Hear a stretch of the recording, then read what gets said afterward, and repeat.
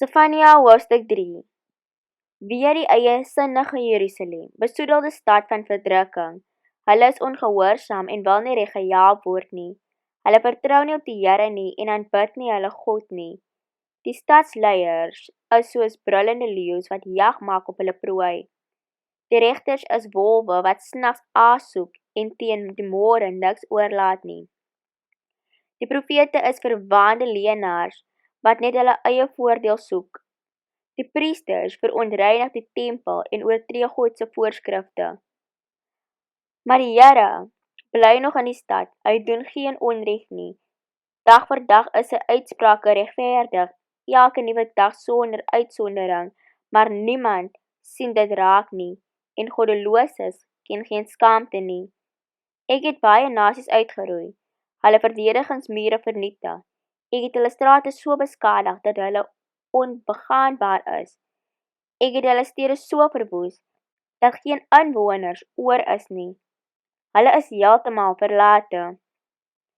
Ek het gedink, nou sal hulle my eer en respekteer. Hulle sal my voorskrifte nou seker met erns beskou. Dan sou dit nie nodig wees om die stad weer te tref nie. Maar die teendeel is waar. Hoe swaar ek hulle ook al straf, met ywer gaan hulle voort om sondige dinge te doen. Maar nou sê die Here, wees geduldig, want die tyd breek aan vir my, om met regspraak te begin. Ek sal die nasies versamel en koninkryke bymekaar maak. My toorn en brandende woede sal ek oor hulle uitstort. Die hele aarde sal verteer word, deur die vuur van my woede. Dan sal ek die volke 'n suiwer taal gee, sodat hulle almal die Here aanroep en hom saam aanbid. Selfs my volk wat verstrooi is tot oor kan die riviere van Ethiopië, sal kom om vir my offers te bring. Dan hoef julle nie langer skaam te wees vir wat julle gedoen het, toe julle teen my in opstand gekom het nie. Ek sal ontslae raak van hoogmoediges en arrogante mense onder julle. Julle sal nie meer vol verwaandheid op my tempelberg aanbid nie. Ek sal eenvoudiges en behoeftiges onder julle laat oorbly. Hulle sal op die Here vertrou.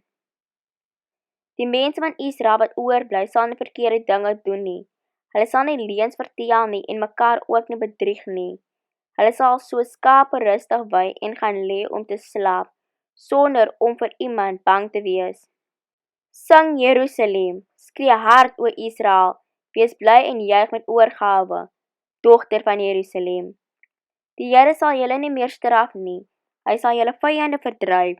Die Here is koning van Israel, hy is by julle. Julle hoef nie meer enige rampe te vrees nie. Daardie dag sal vir Jerusalem gesê word, moenie bang wees nie Sion, moenie moedeloos word nie. Die Here jou God is by julle.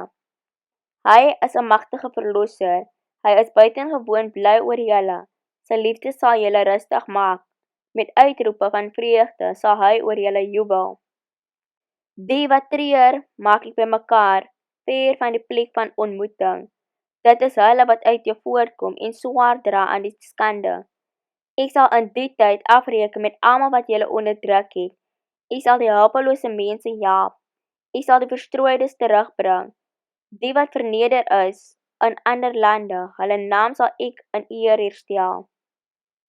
Op die regte tyd sal ek julle bymekaar maak en julle terugbring huis toe. Ek sal sorg dat volke van die wêreld julle weer ag en met respek behandel. Julle sal met julle eie oë sien hoe ek julle lot verander, sê die Here.